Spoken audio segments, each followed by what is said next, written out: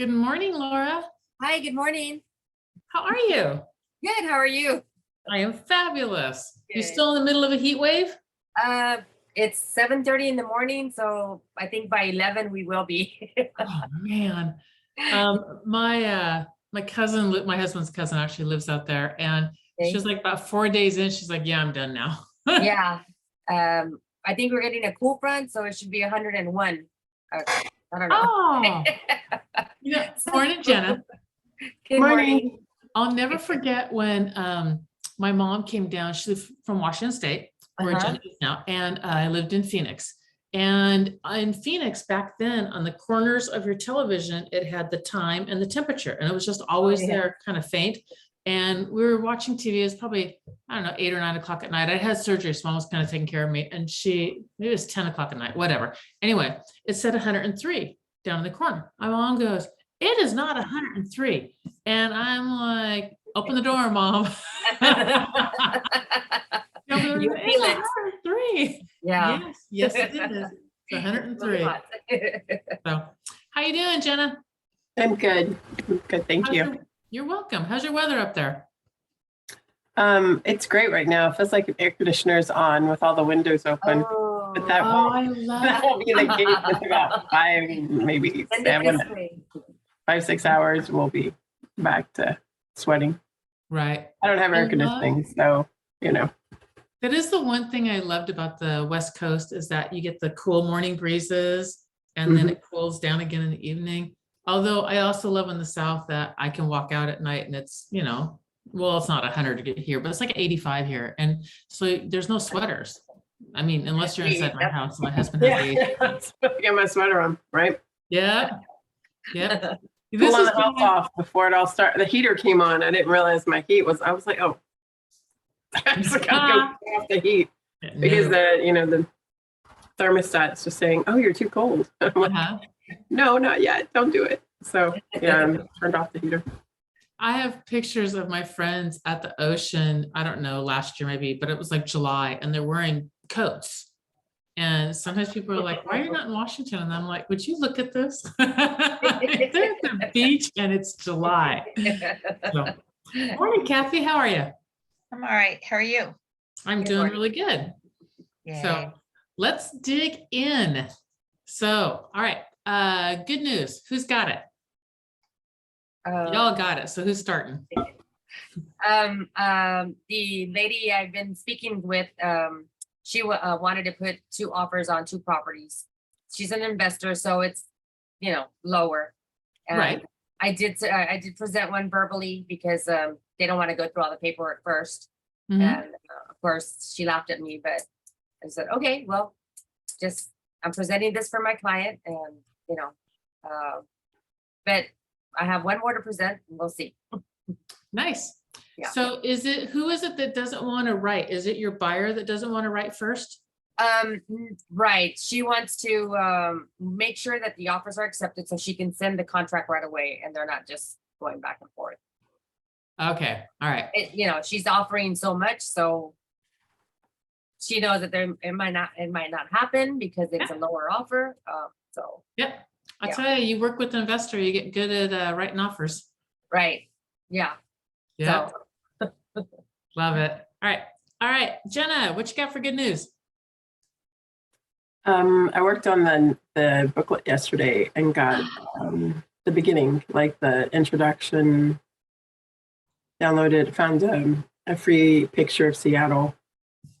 Yeah. And added it to the booklet. So I got started on that. Cool beans. Very cool. Did you start on, was that through Google Drive? Is that how you started yours, or?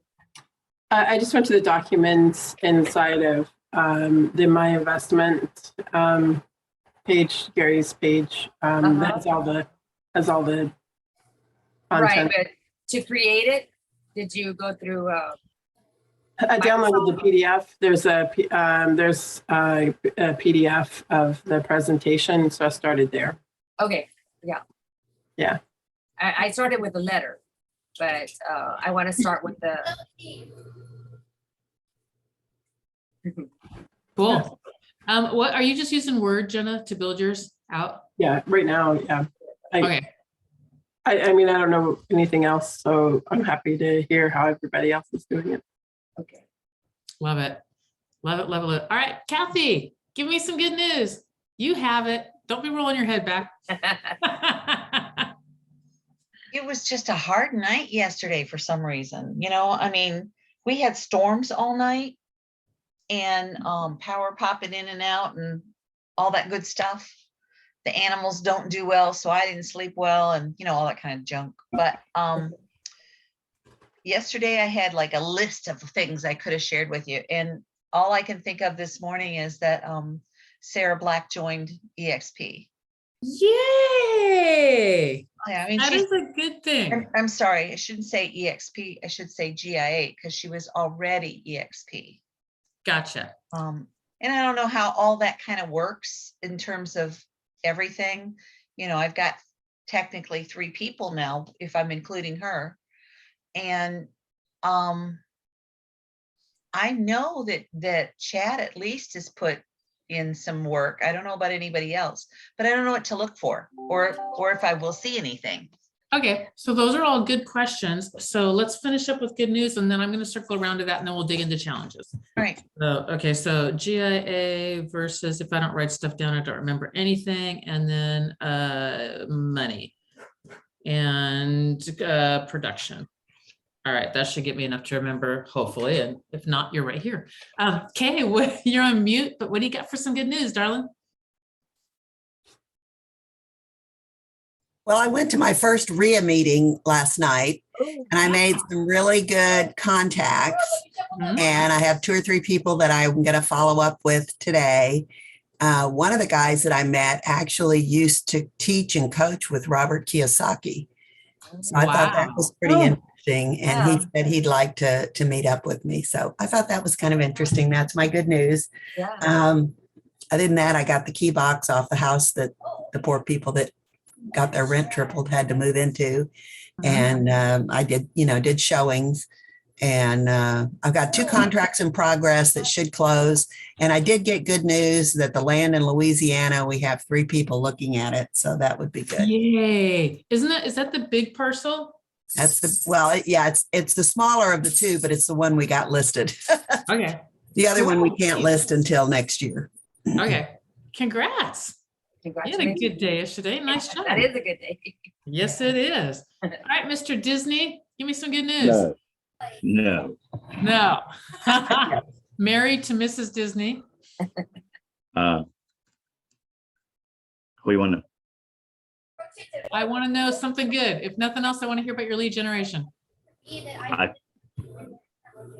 well, the bad news I spent all day just getting one thing closed. Good thing is it finally closed. That is good news. That is very good news. Congratulations. All right, let's dig really quickly into bringing people on who are not, who are already in EXP and how that works and that, and then we'll go into challenges. So let me see. Obviously, you can bring people onto the team who are not EXP. That's a no-brainer. They're a good fit, you're a good fit and all that, bring them on. When people are already in EXP, here's how it works. So the first thing that I do is I get them an introduction over to Gary so that Gary can meet them because it works differently. And originally the plan was to just have our team be all of our lines to build all of us. And then we ran across a ton of people who were like, but what you guys do is really unique and I never heard about you. And if I'd have known about you back then, I totally would have joined you guys instead. And so Gary and I got together and tried to figure out some way to make it fair. So here's what we do. We introduce to Gary, and if they're really a good fit, they're investment minded, or they're extraordinarily entrepreneurial, or they want to open up ancillary businesses, title escrow, those kinds of things, because that's what our team is about, that investment, entrepreneurial, ancillary business, multiple streams of income thing. So if that's really how they're wired, and Gary says yes, then by all means, bring them over. If somebody, the only thing that we don't do, if somebody had, like I just talked to somebody yesterday and he was talking to me and he was talking to his friend and he decided to go ahead and join his friend, which is cool. And I wish him all the best. And I'm glad that he's in the family and all that kind of good stuff. If he comes back later, Gary said, I really don't want to bring him on. They knew about us and they told us no. So I really kind of want to honor that, their decision that they made, because they made that decision. So that's the only real caveat that Gary's like, not comfortable with that one. And then the way, pardon me? Oh, okay. And then the way that you, go ahead. So if they change their mind, he doesn't want them back? If they are on our team and they change their mind, that's the conversation with Gary, because that's obviously an individual thing. I have no clue what happened. And so Gary will take care of that. But if they had a choice between our team and some other team, and they said, this is a better fit over here, I don't want to do anything with your team. And then they come back to us and say, look, no, I was dead wrong, I want to be here. I would put them in front of Gary, because I know that's going to be a definite case by case, but I know his first instinct, because he really want to kind of protect, he wants to protect the integrity of the team, and he really wants to build your guys' lines. So that's the main, concern. Now, you'll get paid on the GIA side. You will get up to $5,000 off their first year, or until they hit their $20,000 cap. So you'll still get honored of that $5,000. You won't get paid through revenue share on the EXP side, because they're not in your downline, but you will get paid on the GIA side on that first line.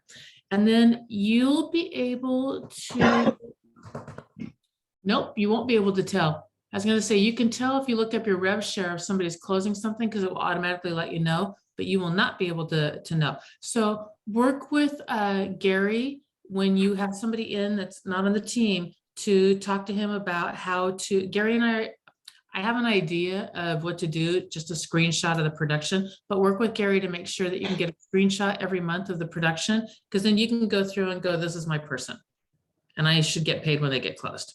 Okay. So just heads up on Gary. And then I'll talk to Gary also about that, because I hadn't thought about that side of it. If someone's in your downline in EXP and they close something, you will automatically know on your rev share page. Your rev share page is going to tell you, I have mine bookmarked. It looks like this. Let me share my screen real quick. Let's see here. Let's move y'all over here. And actually, I got to move you down. Come on, box of stuff up here. There we go. Move you down also. Rev share. It's going to go on this page. So I just have mine bookmarked all the time. Okay. And that can be found. I know you can get through there through Enterprise, and then they moved it. So every time you go through Enterprise, it'll take you to a new link. Actually, we'll just do that too. I'll take you guys there just so you guys know. I think it's my EXP now. Is that where it is? I think.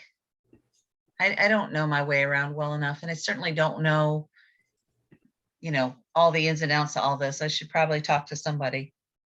Well, Take up the time now, Ava's working on getting you guys that stuff. So you guys will have those also. Oh, okay. And then you'll have that access to whatever. So if you go in my business, revenue share dashboard, this is where it's going to tell you, no, we don't link here anymore. And it's going to redirect you over to the other site. And I just bookmarked the new site.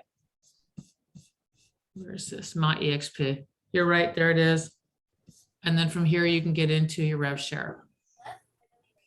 You can also, nope, that's not it. Where else did I want to see my rev? I don't know where else it is. There's your upline and everything else, but that's where you go find that. Anyway, all right. So I that's can how. ask you a quick question about that. At the top, you have, it looks almost like tabs going across. It looks, they're probably your bookmarks or something going across your page. I don't have that. How do you, it looks like you have like the really important stuff at the top of the page where you could click a link and it takes you to the page.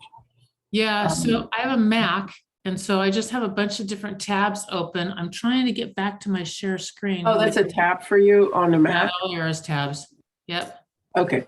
Okay. Not, never mind. wait, where's my share screen so I can go back to it again? Yeah, they're just tabs, and that's actually what is there, 8 open? That's actually a pretty dang good day, because sometimes I'll have like 27, and I'm like, no, close. That's it. I have so many open and I know it's not good for the computer, so I'm trying to Yeah, okay, thanks. I am a horrible tab person, and whenever I share my screen and David sees my accountability buddy, who I have right after this phone call, and he sees my desktop with all the icons, he is like, Gina. And my son actually made me clean it up one time. He's like, Mom, if you die, I am screwed on this thing. I'm like, sorry. So anyway, all right, challenges. What do you guys got? All right. Since people aren't jumping in, the land people that I'm working with, If she waits a nanosecond. Bring it on. I'm working with the land people, right? And I told you the other day, there's that 5-acre parcel in the middle. Mhm. And we talked about the lifetime rights. Are there other options that you can think of that Lifetime. would allow the lady to stay on her land without, I don't know. Oh. Are there other rights? There is, there's the way that you can take title with right of survivorship. So there's Okay. title. So title, there's oh gosh, you're gonna make me go back to my real estate class days. All right, y'all who might have been class sooner than me, what is that called where you can take title, but the other person, so I could take title on a property, but when I sell it, I could say, but my husband gets to live here until he dies. And then Agreement for deed. lieu for deed, is that what it is? There's, Yeah, agreement for deed was what I was thinking of, that it stays in her name until she passes. And then you have an agreement that when she passes, then it comes over to you. I'm not sure, but I think it's right of survivorship. there's Oh. right of survivorship. That's where, that one is where, because Greg and I have that. So if I die, it automatically flips over. There's no probate issues or anything. And we always do our stuff that way. But there's another one. It's What are you Is it what are life you trying to estate? accomplish? land estate. What we're trying Life- to Life accomplish. estate. Life estate was what I was wondering. Yeah, I think that's the one. Okay, so I have a property that somebody's looking at, and it's 73 acres, and smack in the middle of that 73 acres is 5 acres on a house that the woman wants to stay in and live out her days in. Well, she's in perfect health. She's 70 something. And they live long. They've got longevity genes. And my client is in his late 60s, and I'm sitting here going last night saying, if he does this, he may never be able to use that 5 acres, even though he was okay with her staying there. He may never be able to use it. What if he dies first? What does You he know. want to do with the property? Oh, what is Right it? now, he wants to build a steel shed that's good size that he can tinker in. What's And the that's it. ultimate goal in the end? Do what? Yeah. What is the ultimate goal, the completion of the property? I just told you. It's You- putting the so- airstrip. So all he wants to do is just build a shed. That's all he wants to build, not a Yep, house. he or wants anything? to put, it's agriculturally zoned. He wants to put a big, metal steel shed on there and he'll also, I'm sure he'll put a landing strip in there, a private airstrip, Oh, but other than that, he just wants to tinker. Well, another question to ask also, will she still have access if it's right dab in the middle? Like she still needs access. So It's right she, away. The only drive that goes straight to her property. okay, and she needs to be able to maintain, like you'll need easement rights over the top of that. Because if she owns a chunk in the center and he owns all of this and the road goes through that, she's got to have that easement allowance to be able to still use her driveway. Because Right. you can't leave her landlocked. Right. Although I did run across a piece of landlocked. can I before. ask some questions? Can I ask a question? So she's going to sell all the property to him. She just wants to live in that house, but she won't own it, correct? Well, that and the 5 acres that's fenced in around it. Okay, so she So- wants to live in the house until she dies. Yeah. Will she own that house and that property, or will it be titled to somebody else? Well, that's what I'm trying to figure out, what options he has. Is it just a life estate that he has? Or, you know, and then she has to take care of the taxes and the maintenance and all that, and it goes to him as soon as she can't stay there or dies. Okay, Um, so I guess the first question is, for me, if I was in your shoes, I would say to him, where are you planning on putting the building? And where are you planning on putting the landing strip? Is the house in the way? Will it be a problem? That would be my first question. Then I would want to know, is he wanting to buy the property and own it and just let her live in the property rent free, which would be a totally separate contract? But I would talk to the attorney about it. Does that make sense? Well, Or will they yeah, own it if he's together? living, she's living there rent free, then she doesn't have to take care of things, right? Correct. Not necessarily. You Well, can that's make true. an You could agreement. write up whatever you want in your Okay, contract. so let me back up with my history. My family built a church years ago. Mhm. My grandfather, my great grandfather and grandmother were preachers, or my great great grandmother, grandfather were preachers. My great grandfather was a preacher. The family built a church. The family sold the church, and I was too young to know what contract and all was, but basically my grandmother and grandfather lived in the partial house in the back of the property until they died. My Right. grandfather died. My grandmother lived there. And in the contract, she could live there as long as one of them were alive, so when he died, she stayed, she remarried, and they stayed. But yet when grandma died and her new husband was alive, he had Here to we move. go. Yep. But all of that was done by an attorney and put into a contract. The family still owns the church, by the way. But that was the agreement. So I would almost, I mean, until you get the questions answered from him, his time frame and all, my only question to you, if he's wanting to put a landing strip there, is that property big enough? If Yeah. that house is in the middle to do a landing strip? It's 73 acres. Yeah. He needs 3.5 to put in a small strip. Okay, yeah, Oh, I wow. don't know anything about planes and strips and stuff like that. You know, my Yeah. concern is you put a landing strip next to my house. If you mess up, you're gonna hit me. Yeah, well, I'm So- not gonna mention the landing strip to the current owners at this point. So, I guess my question would be, so it's your buyer that's buying it, is, how does he want to take it? I would think his options are, you can carve out that little piece and have them subdivide that little chunk out. You don't want to do that. You want the entire thing. Then is she going to be renting from you?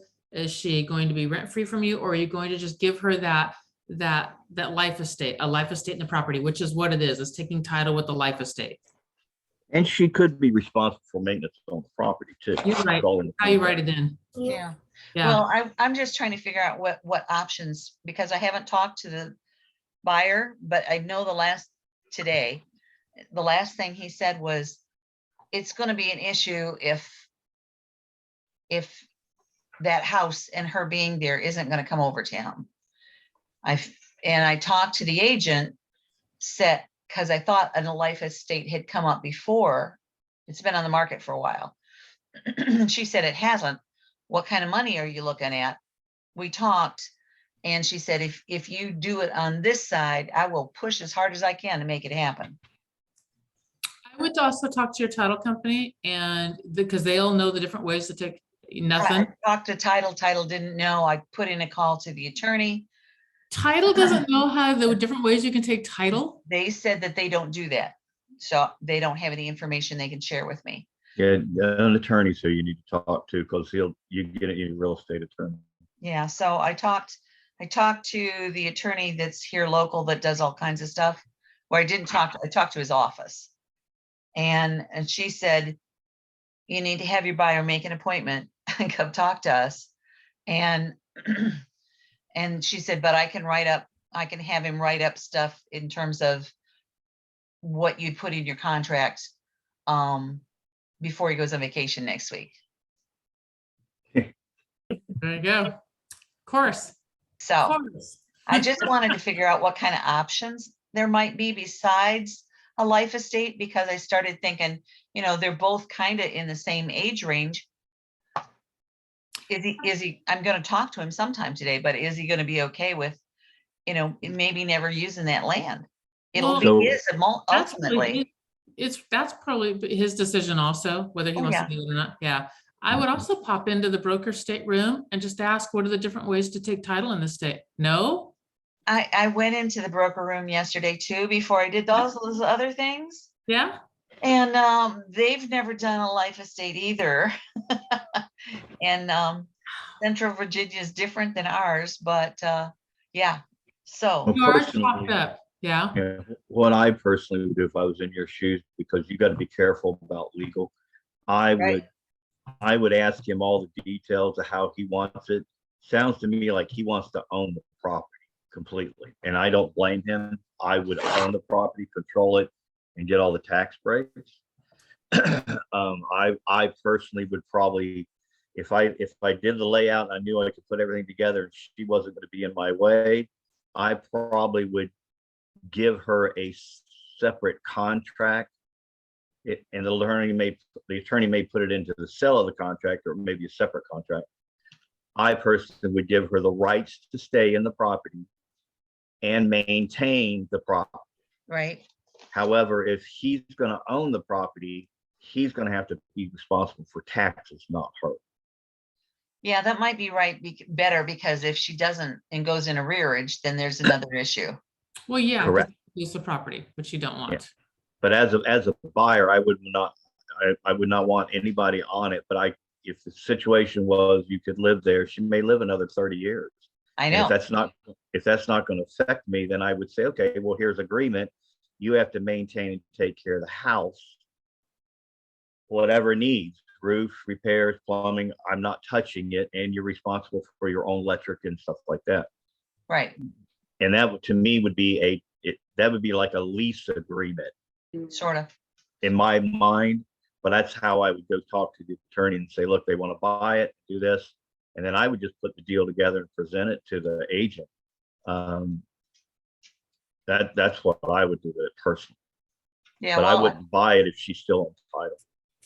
The Yeah, only other thing I would add is make sure that he puts some language in there that if she makes repairs, they have to be up to code or standards, so that she doesn't just slap it together. down. I Sometimes agree. older people do that. Yes, and as in current or better condition. Exactly. Yeah. Yep. All right. Well, this was an interesting conversation. Thank you, Kathy. thank you. Where's the review? Can't you go get some easy ones? I know. Oh, but why? I know. My life has never So- been easy. Why start now? Is there anybody in Florida besides me? And me? I don't count. Or you No, don't count. no, I don't Yeah. count. Only reason I was going to say is there's a contracting class by my attorney for the Florida contracts. Mm, Ah, mm. I'll be right there. Yeah, no kidding. All right, you all, happy hump day. We will see you all tomorrow and go sell a house. Thank you. Bye. Bye.